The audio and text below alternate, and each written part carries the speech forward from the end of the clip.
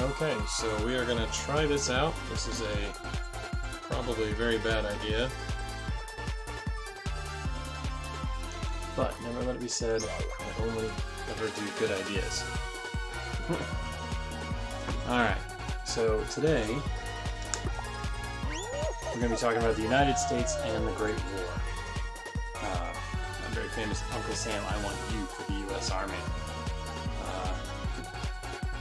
And so before the U.S. gets involved, we have to talk about World War I getting started, because President Wilson keeps us out of World War I for like a while, like multiple years, which is probably for the best. So there's the obvious that Franz Ferdinand was assassinated, and that's the big reason why we always teach World War I started, but there was something had to set up that powder keg, right? There had to be initial conditions, there had to be tensions happening. One person getting killed by one guy usually doesn't start a war that features all of Europe, part of Asia, Africa, the Americas, and all the rest. So why did that set it off? Well, we have a nice little acronym, thankfully, called MAIN, M-A-I-N. M is for militarism. What in the world? Okay, sorry. So M is for militarism. Oh, jeez. This might be a terrible idea. But we're trying it. We're doing it live. So M is for militarism. All these new European countries had these big, shiny militaries that they've been using on their colonies and native people of various lands, and they thought that they'd be more than a match for any other European military, and they really wanted to try them out, right? They were all convinced that their military was the best. And then we had this sort of secret web of alliances going all through Europe, which we'll see. It's going to be a problem. You wouldn't think alliances would be a problem. It becomes a problem. Then there's, of course, imperialism. We talked a lot about the English Empire, French Empire, in world history. We've talked a bit about the U.S. branching out into imperialism, trying to get in on that money train that imperialism is, at least for the imperial powers, if not really for their colonies, but really for the imperial powers. And then nationalism, this national sense of pride and identity. It's not the nationalism we talk about today, which is basically Nazism. We'll get to that in World War II. But for now, kind of think of it as like super patriotism. Oh yeah, 1-1. Huh. All right, keep going. So in specific, the militarism that really starts this off, it's not just Germany, okay? We're going to talk about Germany's ideas here because they're the ones that kind of start the war. They get blamed. They get blamed for the war, but like other countries, they have a plan on how. Like if a big Europe-wide world war breaks out, what's our plan? And Germany is they're ready. They've got it all worked out. The Schlieffen plan. There's a guy named Schlieffen who came up with it in the German sort of command structure. And this thing is planned down to the belt buckle. Like they know exactly what they're going to need, who they're going to need it for, and how much it's going to take for them to get what they need. Let's see, grapes and bananas? Okay. And so the problem with Germany is that they're in the middle of Europe, like smack dab in the middle of Europe. So if anything breaks out, chances are really good that they're going to have sort of a two-front war. And with France being a pretty popular sort of war partner, war combatant, they fight a lot of wars against each other. Watermelon, banana, apple. So Germany's bananas here, right? Yeah. And so Germany's got this whole thing. And so yeah, they've got this whole like two-front war thing that they're gonna figure. They figure they're gonna go to war with France. They figure they're gonna go to war with Russia. They don't know over what yet. Let's see, that's banana, apple, grapes, watermelon. Watermelon right there. Awesome. So they've got this plan. Like, we're gonna have to fight France and Russia. we can't fight them both at the same time. Our army's not that good. Our army's good, it's not that good. So the plan was going to be bum rush France through Belgium, take them out of the fight very quickly, and Germany was very convinced they could do this within about a week. Like, they'd have about a week to take out France before Russia was even really ready to fight. And then they would take their entire army that they had committed over in France and rush back across Germany to defeat Russia, because they figured their entire army was more than a match for Russia. And like a lot of plans, what was it, Mike Tyson was fond of saying, everyone has a plan until they get punched in the face. It doesn't quite go according to plan. We'll talk about that. And then remember when I said alliances? These are the alliances. It's complicated. It's even more complicated. This is a very simplified... red? Okay. This is a very simplified version of these alliances. It was more complicated than this, but like, I imagine this chart's already giving you some of a headache already, and I don't want to make it worse. Because you don't need to remember exactly what nations are on which side at which time, because that does change throughout the war. People do switch sides. Governments get overthrown and all that. Revolutions happen. So it's not exactly like, the person who got involved in the first place is switching sides. It's more of a... oh, jeez. Okay, we're good. It's more of like there's a revolution that happens and the Tsar is murdered and now the Bolsheviks have taken over in Russia. That kind of thing. But yeah, the alliance system gets very complicated very quickly, and what you can tell is if somebody kind of gets a little too grabby with their neighbor, everyone's coming along. The war is just going to keep going and get more and more complex, and until one dude gets assassinated by one other person, and that drags all of Europe into the giant... Okay, I think we're good. Oh, total victory for red right there. Alright. Yeah, so this chart is wildly complicated. You don't have to memorize all of it. The thing you should know is that at the start of the war, it's Russia, France, and Britain as the Triple Entente, French word for alliance. And then you had Italy, Germany, Austria-Hungary in the Triple Alliance. Russia is backing up Serbia here, and Germany is backing up Austria-Hungary, and that's where the war is going to start. Now, we've talked about imperialism a bit, how it's a way to make money. Remember the influence of sea power upon history. You want to be a big boy country, make some big boy money, you got to have a big boy empire. And England and France, all the red countries on this map are England. France, they've got a pretty sizable empire at the time as well. On this map. Oh no. What are you doing? Come here. Give me that. Oh no. But yeah, so France has an empire going on. Germany was very much like an empire here.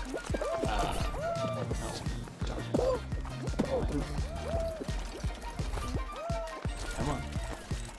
Grab it.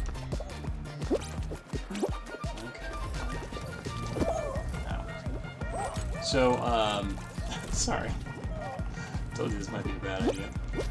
It might not. It might be a great idea. This might be the best idea I've ever had. Let's find out. Let's be positive. Let's stay positive about this. So yeah, so Germany's wanting an empire. The United States is getting into the empire game. Japan, honestly, has been... Oh, that would have worked. Bummer. Japan's been, making noises about getting into the imperial game. Oh, these guys keep getting my gold ones.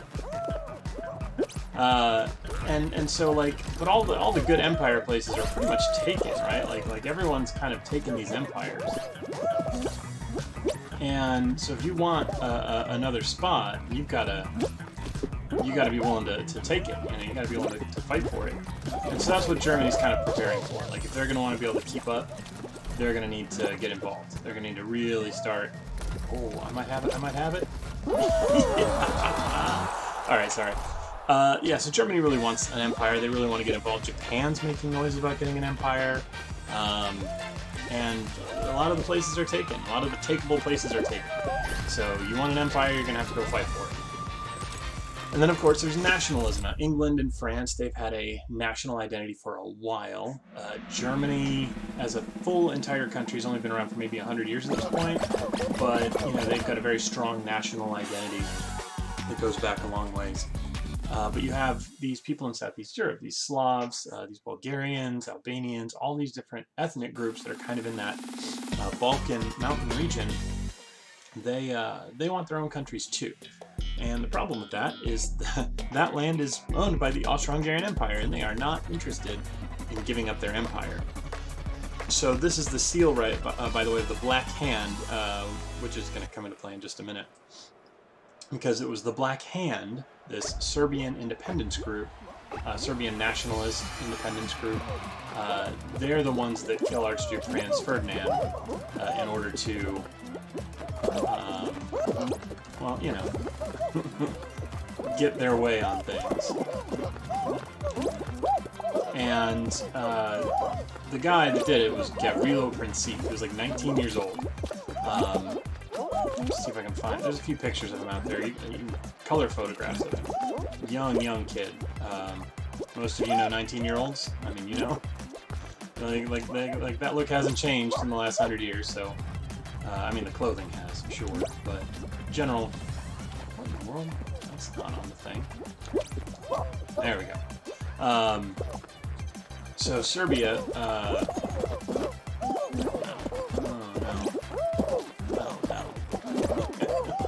Why? Did I just pick that up? That's awesome. There we go. So, so Serbia gets put in a pretty rough situation because now. Oh no! I had to die, didn't I?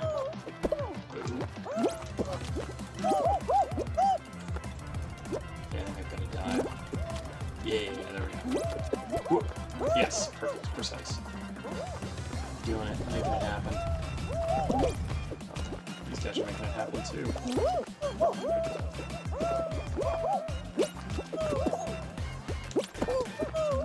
Oh no. Oh, that's probably it. That's probably it for this run, you guys. I'm sorry. Oh, I was doing so well. I was doing so well. Oh. That dude's gotta fall. Fall. Oh no. The game's called Fall Guys, not Make It Guys. Jerk. Alright. So, alright. It's fine. But yeah, so this whole story, this whole wild story, we'll have to go into it sometime, the time of day, just to go into like the whole weird day, you know, we kind of talked about last year in World History, but like, everything that could happen to make the Black Hand's plot fail did fail, but they succeeded anyway, mostly out of sheer dumb luck. Oh, I didn't exit. I'm supposed to exit. Oops. Well, let's see who wins. So Austria, basically, you know, they lose their Archduke, their vice president, next in line, basically, and they tell Serbia, you need to hand over the people that did this. And Serbia figured that Austro-Hungary would, you know, kill them for their crime. That would not have been, that's probably what would have happened, honestly. And in fact, Austro-Hungary demanded that Serbia allows Austro-Hungarian police and troops into Serbia to do the investigation and arresting, which that's a step too far. And so they basically end up going to war. Go. Oh, who got it? Oh, the guy with the spider webs, right? Hey, there you go. Well done. Good job, Fall Guy. 14-10. So Austria demands, you know, that they do all these things that are just wildly incompatible with having like an actual nation state, you know, to still have. Oh yeah, you got a color. That's cool. All right, so let's queue up for another one. 1852. Okay. So he gets assassinated.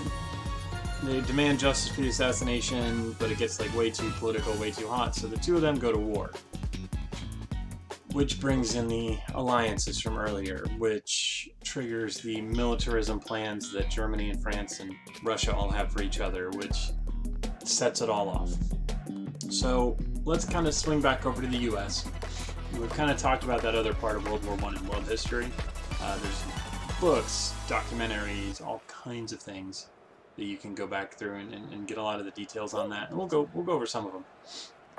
But, you know, you would need an entire college semester class on World War I to kind of get into all of that. And even then you'd be leaving stuff, you know, on the editing room floor. Oh, no. Oh, my. Come on, get up, you marshmallow. This game's so fun.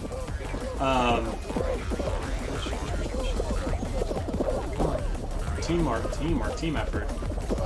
Okay. So, President Monroe desperately, well, President Monroe was the guy who did the Monroe Doctrine, sorry. President Wilson desperately wants to keep us out of this war. He, there we go.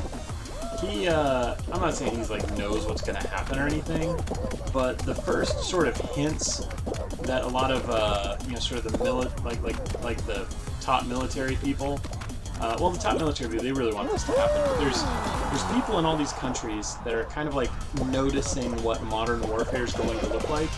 And the American Civil War was kind of like shown as, oh, here's what happens when two modern militaries fight each other. Here's how many people die. And here's how quickly they die.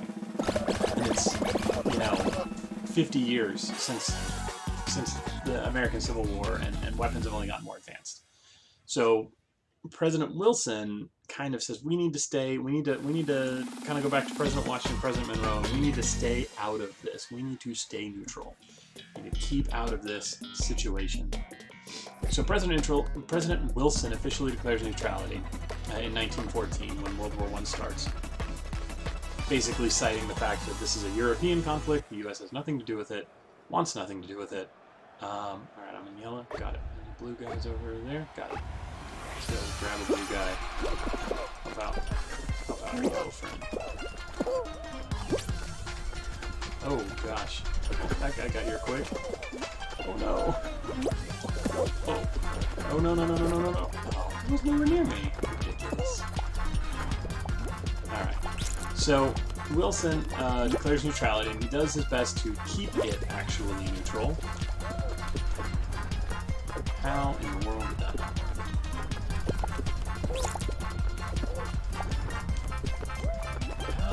I am so confused. Am I not? Is there a different button I'm supposed to press?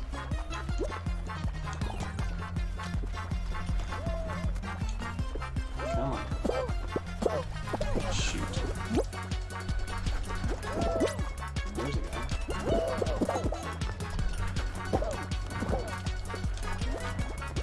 Come back. Come on. I don't want to hurt any of you. All those marshmallows, we can hurt each other. Anyway, so Wilson basically, you know, he also has to balance out. There's actually a lot of Americans that would rather help Germany in this one. They don't really want to help England and France. They think Germany's in the right here. They think England and France and Russia are just trying to start stuff. And they would much rather support the other side, which is, you know, not usually what we hear about when we hear about our history, right? We usually back up England and France pretty heavy on stuff. I mean, we usually end up doing that, but it's not always our starting position. And there's no, like, guarantee that we're going to do that. Oh, come on. So, in order to sort of balance that out and keep our neutrality, Wilson basically declares we're neutral, and we will sell guns, ships, ammunition, food, supplies, whatever war things we need to do war, to any ship that can make it to America. There's the oh, fuck. And so that seems neutral, right? Like, we'll sell to Germany, we'll sell to England, we'll sell to France. Anyone who can get a ship to America, we'll sell to. And jeez Louise, that was a whole lot of us. The problem was, as far as Germany was concerned, that the U.S. wasn't being fair because England had blockaded off German ships from being able to get to the U.S. So really, in reality, we only sent sold supplies, guns, and all the rest of the stuff you need to do a war to England and France and Russia. And obviously Germany gets like a little unhappy about that. And so they put out some full-page ads in New York, in a bunch of newspapers, New York Times being the biggest one. And they basically warn Americans, hey, if you got on any of these boats heading toward England, any of these cruise ships, any of these passenger boats, not steamboats, ocean, but these, ocean cruises, ocean liners, if you get on any of those, we're going to start targeting them with our new U-boats, our new submarines. And so a lot of Americans stay off these boats, but plenty of Americans, they don't really think Germany's going to sink a civilian boat. Like, that's not cool as far as warfare goes.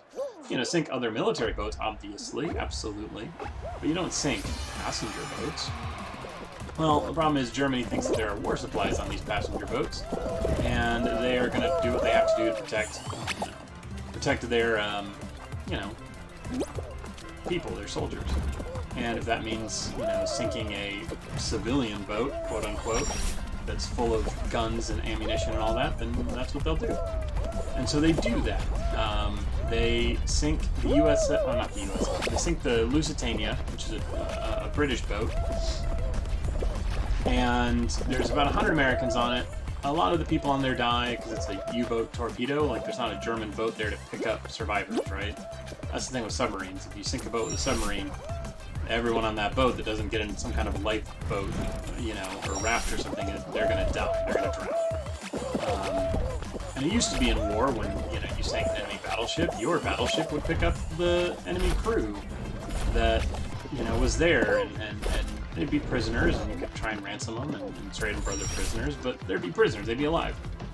Oh, this is a bad idea. Nope, got it. Never mind, I'm never punished for anything I really. Okay.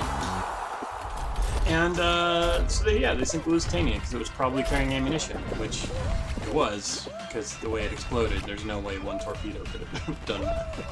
And Wilson has to kind of do what McKinley did. He has to sort of calm everybody down. He still doesn't want to go to war. He demands some concessions from Germany, demanding that, they be more careful with American boats. And, he's kind of able to keep us from getting just straight into the war. But a few months later, unfortunately, England intercepts a telegram from Germany to Mexico. We don't have wireless communications in these days, right?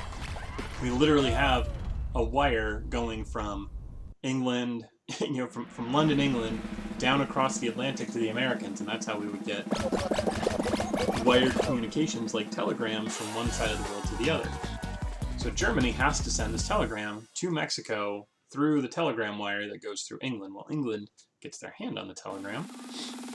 They translate it, they decode it, and they figure out, oh, this is an offer from Germany to Mexico. As you can see in the political cartoon here, Germany is the devil, for those of you familiar with Christian stories and theology. He's got the horn, he's got the goat feet, he's in the desert offering presumably a sack of gold or silver to, Mexico. He's got a sombrero and a poncho, and he's to the south of Texas, New Mexico, and Arizona. So remember, 1845, or whenever exactly it was, the Mexican-American War, the U.S. took a whole lot of territory from Mexico, including Texas, New Mexico, Arizona, parts of California, parts of even like Colorado. Like, it was a massive amount of land. So it's just this massive amount of land that we won or took, stole. There's a few different ways you can look at it from Mexico in the Mexican-American War. And Germany's whole thing is, hey man, you guys take a swing at the U.S. and we'll help you get your land back once the war in Europe is over. Jeez. Okay, I think I made it. Somehow, I was losing that whole time, and I somehow made it. Take what you can get. Now, of course, Mexico wants nothing to do with this. Their army is not in any particular position to take on the U.S. army. Not that our army is like huge and gigantic and super powerful yet, but like it's just not realistic. They don't think they can make it work. So Mexico at no point is considering this. But now we have some Americans killed by Germans in the war, and we kind of stayed out of it at that point. Now we have Germany trying to start a war with us we can't stay neutral any longer.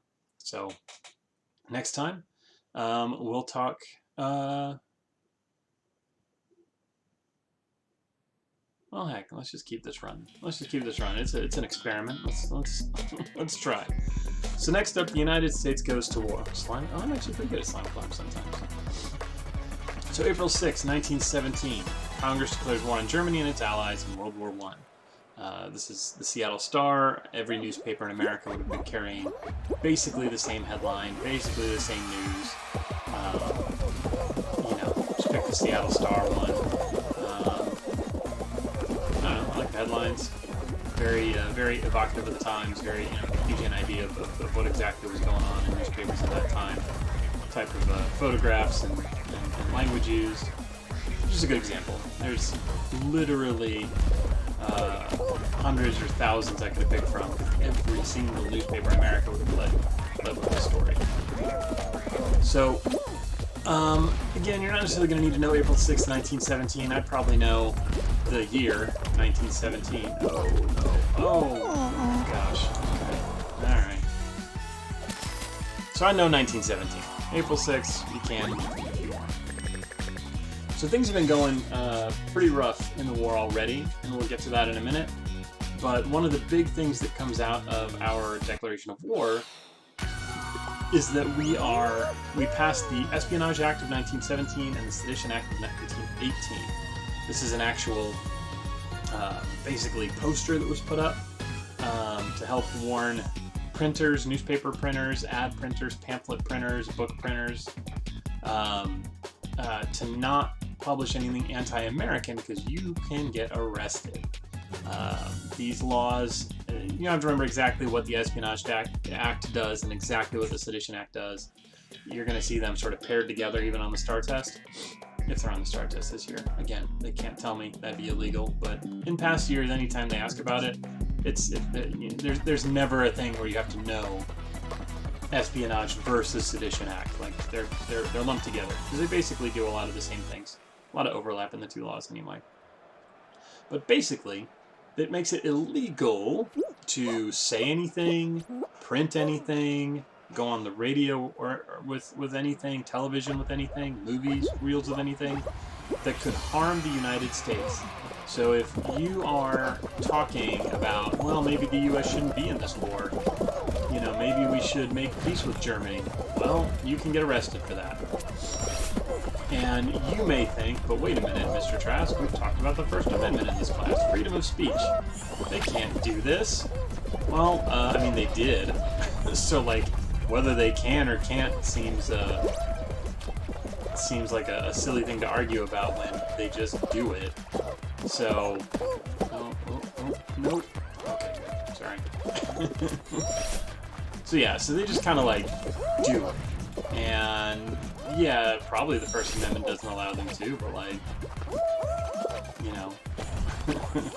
who's going to protect the First Amendment? Supreme Court? Well, yeah, but all the cases that go before the Supreme Court sides with the government and says, yes, the Alien and Sedition Acts are constitutional, they are allowed, and that is, by the way, the standard to this very day. And both of those laws are still technically on the rule books. And we usually don't mess with them, we usually don't use them, even when we have big, like, war protests and stuff, but technically, those are still the laws. The next big thing, next big law, so there's the Alien Sedition Acts, those two laws you're going to want to know. The Selective Service Act, this is absolutely still in effect today. It's going to be a big part of your, if you're going to go to college, it's going to be a big part of your college, what's that, the FAFSA paperwork, the student loans and stuff. So the Selective Service Act is a fancy term for a draft, right? So a draft is where you get voluntold to go join the army. So any man aged 21 to 30 had to report to the military, and now all of a sudden, we go from this small little military that's, it can defend us, and yeah, it kind of helped win the Spanish-American War, but it jumps to 10 million members, which is a gigantic fighting force in World War I. Now, the thing is, Very few of these people were members of the army before or anywhere near professional soldiers yet. So we end up with Pershing, General John Pershing. I think his nickname was Blackjack, which is a pretty cool nickname for a general. Way better than like Butcher. You know, if the enemy general is Butcher, you know that like they're probably the bad guys. And then a nickname like Blackjack, that's just kind of cool. So he gets the army 10 million strong, which is great, but if they don't know how to fire guns and take orders and act as a unit, 10 million people aren't going to do much other than run into machine gun nests and get murdered en masse, which is what's happening in Europe right now. So John Pershing develops a whole training program. Stand up, stand up. Yes. Sorry. And he sort of gets them ready to stand up fighting. A lot of those, it's not, today's, you know, today's, what's it called? Today's, boot camps and stuff aren't exactly what Pershing put together, but like that idea where you're going to have to go train and you're going to have to, you know, learn how to be a soldier and go through this whole like professional thing. That was John Pershing, and that's where World War I American soldiers get the nickname Doughboys, because they were like not ready at the beginning. They weren't quite fully cooked yet. So now they're ready to fight. They keep the nickname because it's kind of fun and ironic, and you know, they decide to keep that as part of the, you know, American soldier in World War I identity. So we get to keep that name. And he kept an eye on the French. He kept an eye on how the French were handling their battles. And we'll talk another day about the Battle of Verdun specifically, which is the first big major battle of World War I. And it's just the French and the Germans charging into each other's machine gun nests. And I believe, I'll double check this before we go over it in more detail, but I believe 20,000 soldiers died in the first hour of the Battle of Verdun, which is just an unthinkable amount of people to die. I mean, we have, what, 26,000 students total in all of Northwest ISD in an hour, right? Just unthinkable. So Pershing is like, he sees this and he's like, yeah, I'm going to make sure all of the American troops are put under American control, because when the American troops get there, the French commanders especially are like, oh, great, more soldiers. Now line up in these things and go charge their trenches. And Pershing was like, no, we're not doing that. We're not doing that. So the home front. This is an ad taken out for the Boy Scouts of America. You can tell by the boy's sharp Boy Scout uniform and the not very sharp sword that he's holding. Of course, swords that size usually weren't very sharp. They relied on weight and momentum to do the work for them. So you have this Boy Scout basically playing squire to Lady Liberty. And they have something, in this poster they call it USA bonds, they're also called Liberty bonds, they're also called war bonds. They have a lot of different names during this time period, and also during World War II, you know, they kind of get a couple of different names. Oh, there we go. Making it happen. Alright guys, don't get caught in the corner, don't get caught in the corner. Peel them off. Oh, no. Oh, yes, keep it going. Oh, I think we're good. He's gonna try. Oh, it's not gonna happen. Oh, just gonna knock it over their heads. Oh, come on. No. Oh no. It is what it is. So yeah, we have the biggest, strongest economy going into World War I. We have factories. Remember, like one of the reasons we wanted to be an empire was our factories were literally producing more things than Americans could buy. So now all of a sudden our factories get to produce all these war equipment. Cool. So all these factories now get to make war things. So they go from cars to guns and ammunition and eventually planes and they were called tanks, but like when you think of a tank, you think of a giant vehicle that's super dangerous and well armored, and World War I tanks weren't exactly that. So, what a Liberty Bond is, or War Bond, or USA Bond, or whatever. I mean, a million different names for these things. It's basically, you would buy a piece of paper, essentially, from the government that said, you know, for like $100, and it would say, okay, after the war's over, we'll pay you back your $100 and a little bit of interest, so that way we have money to fight the war. And as you can see from this poster, there's tons of posters like this, this is your patriotic duty. Like, if you're a good American patriot, whatever extra money you have after rent, gas in the car, etc., needs to go to your war bonds. And since basically every family had people in the military, you know, a father, sons, siblings, cousins, whatever, like, that was going straight to work for your family. So it was seen not only as a patriotic duty, but also as a duty to your family that was in the war. So, yeah, and then, like, every month you would go and you could go to the post office, I think, had that. Banks would also have them. And you could turn in, you know, your monthly little interest amount that you would get paid, your little coupon from the book that would says, you know, all right, you know, July of 1918 or whatever, you know, here's your little interest payment. And at the end, you would turn the contract back in for the full amount, let's say, $100 for each of that. And a lot of people, you know, turned them in and got their interest and got their money back because, you know, they just couldn't do otherwise. Like, you know, they gave every spare dime they had with the, you know, with the understanding that they would be able to get it back. So, you know, financial things that could be put off, like paying for college or, you know, remodeling things or long-term health stuff, they needed the money for that. But it was also, you know, if you could spare it, it was kind of seen as patriotic to not turn in what you didn't have to turn in. Just, you know, pay what you needed to pay. And we also see, and we'll see this again in much bigger numbers in World War II, we see a lot of women taking traditionally male jobs during the war. You've probably heard the phrase somewhere along the lines that war is hell. And I've never been to war, but I believe it. And as somebody, you know, as a history teacher, someone who's looked into a lot of these wars over the years, it seems like each war is its own special kind of hell. And for World War I, that was trench warfare. So they don't start digging trenches right away. They start by charging at each other like they were back in a Napoleonic War 100 years before.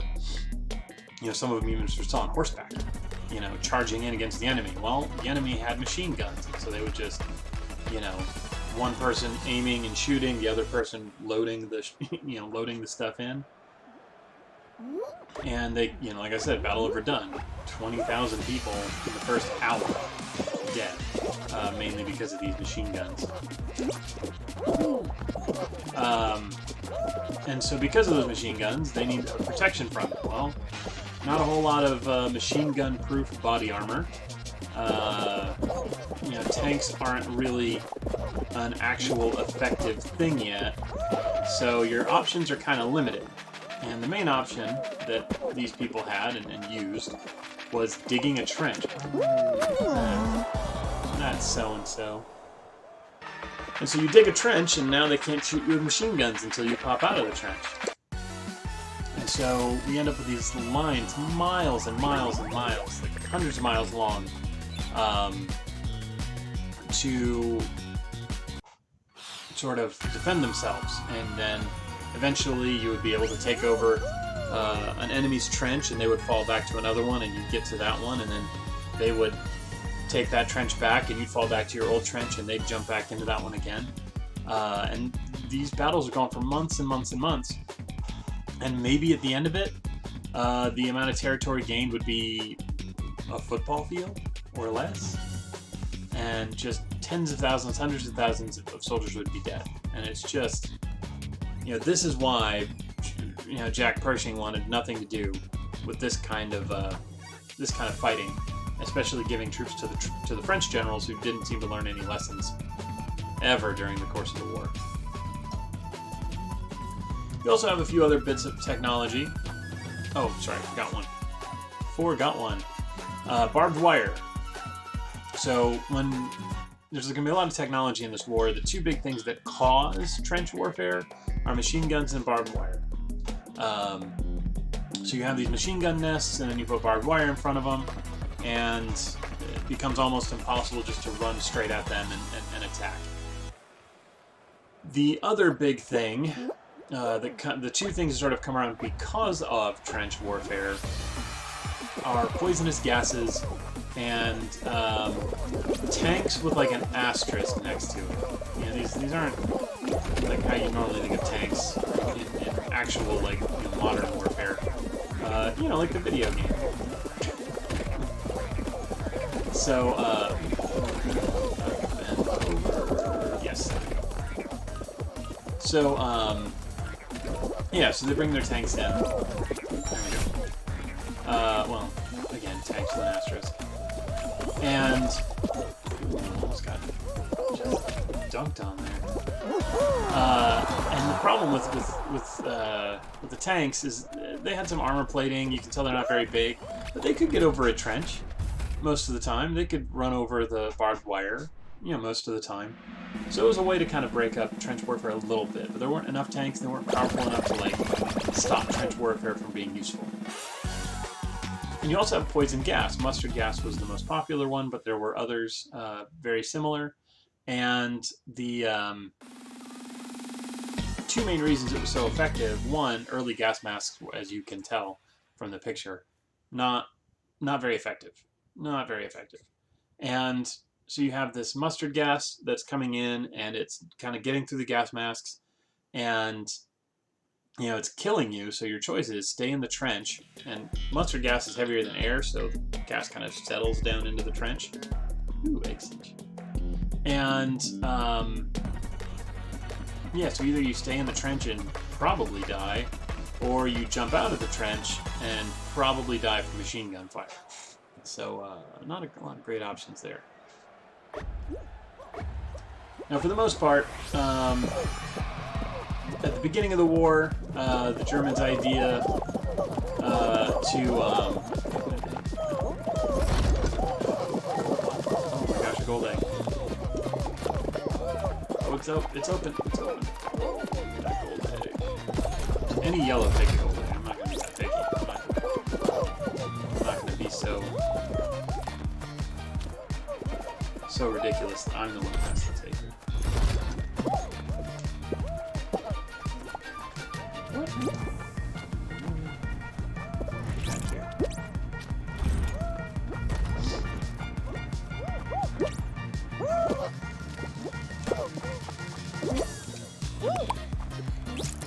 Alright. Oh, come on. You don't have to be mean about it. Alright.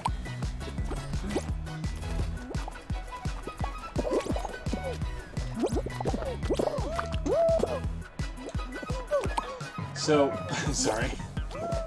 Like I said, I don't know that this was a good idea. We'll see. We'll find out. So before the Americans got involved, there was a lot of stalemates. You know, nobody's really winning. But overall, Germany was doing pretty effective, pushing into France. They had conquered a decent chunk of territory. Where did it go? I think I disappeared it from existence. Oh no, you can take that one. That's fine. And so, like I said, mostly stalemates, but like, you know, you did have. I think we're good.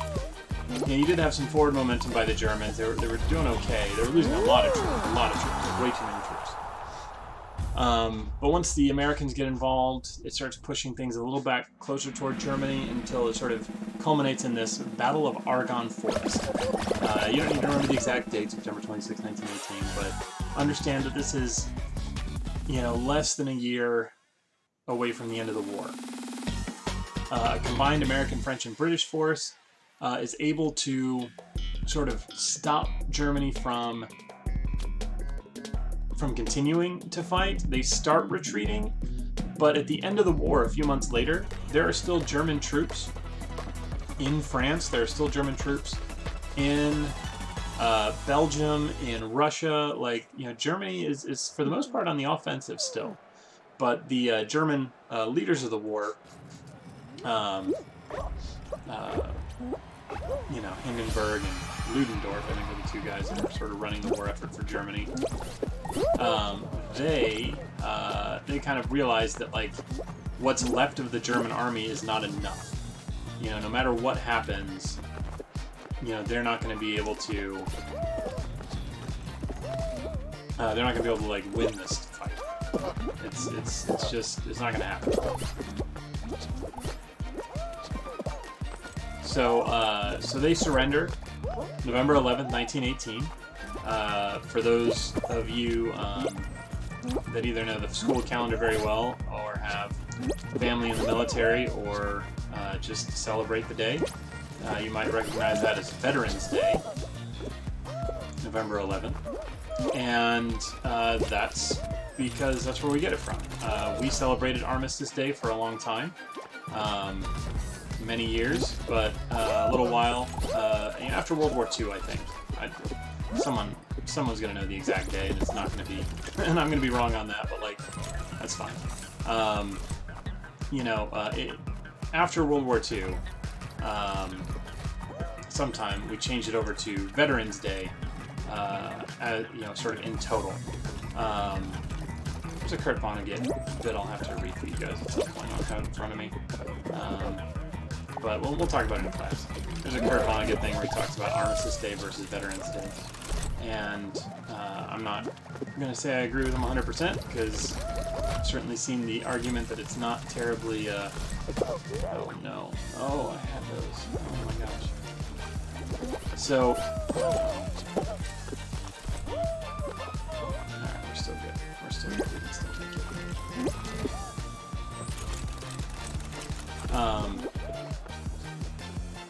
Sorry. Oh.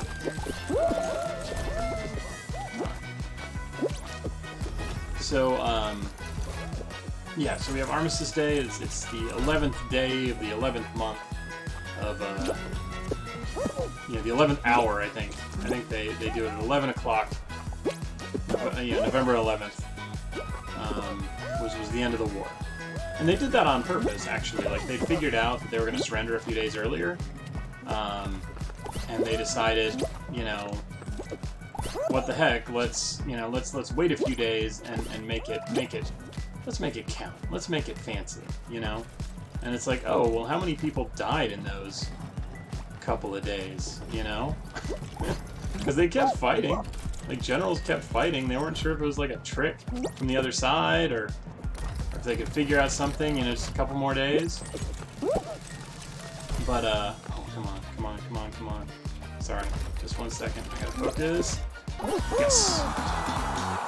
And, yeah, so that ends up being Armistice Day, the end of the war. So, what about the end of the war? We have the 14-point peace plan. Woodrow Wilson, you can see him there as the judge with his 14 points, and the European baby show. And Italy's sad, and French is sad, and England's got claims, and Polish people in Russia, and even the enemy people have claims. And it's like, well, yeah, some pretty rough stuff happened to a whole lot of countries. So Wilson's big thing, though, was we shouldn't blame this on anybody. Yeah, Germany lost, and that's going to carry some weight on the peace process. They did surrender unconditionally, after all. But Wilson's big thing was, if... Oh, what in the world? Never seen that. That's funny. So, yeah, Wilson's big thing was that we shouldn't punish. You know, we should make sure, you know, things are back to normal. We should just try and get back to normal. You know, it was a bad war. You know, it was started by two small countries. One of, you know, Austro-Hungarian Empire doesn't even exist anymore by the end of this war. So, like, let's not play around with this. Let's just everyone go back home. Everybody give your land back. to the original country. Let's go to some free trade among the nations. And the two biggest ones is A, creating Poland as a buffer between Germany and Russia. So on modern maps, you might recognize Poland as the country smack dab in the middle between Germany and Russia. So there's an entire neutral country in between Germany and Russia, so they stop fighting for like 2 minutes. I will turn this car around. It's kind of was Wilson's attitude there. And the second big thing was the creation of a League of Nations. And we don't have that today. We have the United Nations. But that was kind of his idea, is let's have this one united league that people can kind of figure stuff out in. So that's his plan going into the peace process. And I don't know if you don't have to memorize all 14 points. Remember the fact that it's a 14-point peace plan. Remember that it was the main idea is nobody would be at fault. No one would be blamed for the war. Oh no! Oh goodness! Oh, this is going so badly. Oh no! Oh, that might have been it. Oh no, that's definitely it. Oh no, I'm not winning that. Oh my gosh! You jerk hammers. Still gotta. You can't quit though. Alright, I guess I can quit now. Boo! Oh, it jumped on me up there. Just fine that time, huh? Okay. So, when the Treaty of Versailles is being recognized and negotiated, the first thing England and France and Russia wanted to do was punish Germany for starting the war. Germany started it, let's punish them for it. The main problem with that is Germany didn't start the war, and punishing Germany for it is going to put into effect some situations that, we'll get to it. World War II, basically. And Germany has to pay this enormous war debt. Basically, anything bad that happened because of the war, England and France, for the most part, a few other countries, mostly England and Russia, basically hand Germany a bill. Say, you owe us these, like, millions and millions and millions of in today's term, billions or even a trillion sort of debt. Like, it's just an unpayable debt. And Germany finally paid it, like, 2 or 3 years ago. They finally finished paying on it. And so that's rough. Now, Wilson did get his League of Nations. So they do create the League of Nations. And the whole point of the League of Nations is we should never allow a war like this to happen again. Well, you're alive in the year 2020. You understand that that did not happen. Right? Like there was World War II not that long after this. Now, one of the big reasons the League of Nations failed, there's other structural reasons and other things we can get into, but one of the big reasons the League of Nations failed is the U.S., remember, it was Woodrow Wilson's idea. The U.S. does not take part. The Senate does not ratify the treaty. We do not join the League of Nations. We ratify the overall, Versailles Treaty, so that we take part in the peace process. We figure out, we do that part. But we do not join the League of Nations. And that, kind of keeps us out of being able to affect European politics for, the next little while at least. And that's kind of the big failure of the Woodrow Wilson peace plan. There were other things, some of his ideas weren't great, but they were not bad. They were certainly better than a lot of other countries were thinking. Come on, big yeet it. Oh, quit it. Yeetus. Okay. That's his official name, that hammer, by the way. In case you think I'm just saying words. So the U.S. refuses to join, basically because, we'd started this whole interventionist thing under McKinley and Roosevelt, and it went super great for us with the Spanish-American War. We got territories, we got money, we got respect, we got all kinds of good stuff, from our point of view. Pardon. But, after World War I, a lot of the people that had been talking a big game on we need to intervene, were suddenly saying, no, actually, Monroe and Washington were probably right. We need to stay out of this nonsense. And one of those people that changed his tunes was actually Teddy Roosevelt. Remember, before the Spanish-American War, he thought, it'll be a great adventure to have a war. America should have a war. It'd be awesome for its boys to become men. Well, one of the many, many, many American soldiers lost in World War I was Teddy Roosevelt's son. You know, and it wasn't some particularly glorious death where he, you know, died in this final charge to defend his country and his family and his fellow troops. I think he was just killed by an artillery shell. Like, just blown up.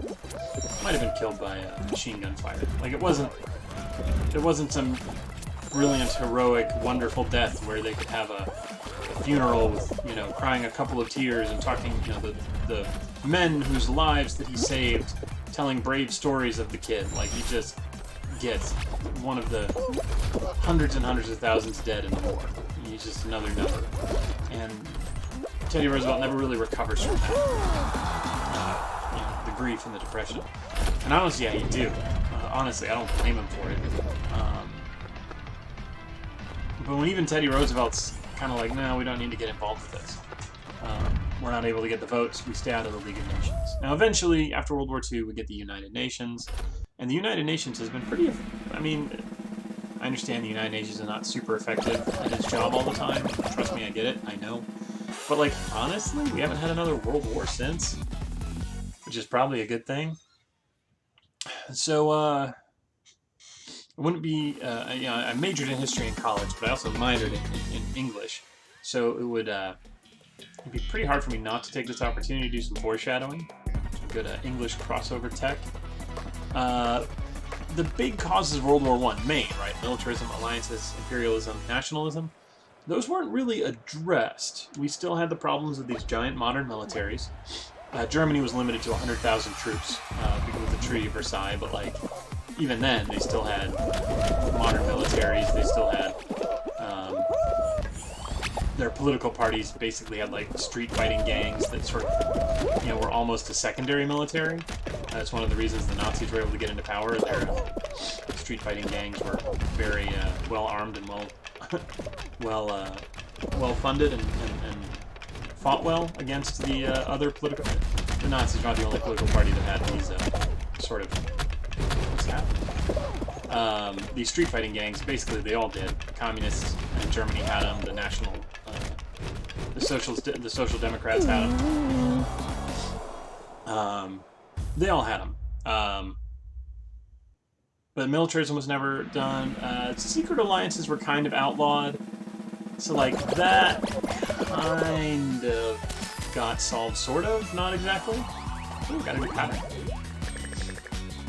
And, yeah, so... Oh, and the imperialism, like, the imperial powers still want their imperialism. Germany still doesn't get any empire. Something that Hitler's able to sort of take advantage of in the lead up to World War II. And nationalism, well, when you look at the picture here, if you've already looked at it, you're like, hey, that's the American flag, and that's George Washington, and then that's a swastika. Yes, the Nazis are going to take power in Germany in about 15 years from the end of World War I. But they also make a lot of inroads in America. This particular image, and we'll actually watch a clip of this when we get to World War II, next unit. This image is from a Nazi rally in Madison Square Garden, 1939. You know Madison Square Garden, where like the Knicks play and they have concerts and stuff in New York all the time. There were a lot of Americans that were very receptive to the argument of the Nazi Party and the German fascists. So, we'll get to that. But the end of World War I, very little is settled. A lot of those tensions are still there. And, you know, that's what we're going to get to. So, this is a weird experiment. There will be another version of this put up where there's no video games to distract you. But, I had a recording set up. And I wanted to try this. So, thanks for sticking with it. Hopefully you learned something. And hopefully the Fall Guys were fun to watch. So, have a good one. We'll see you next time. Signing off.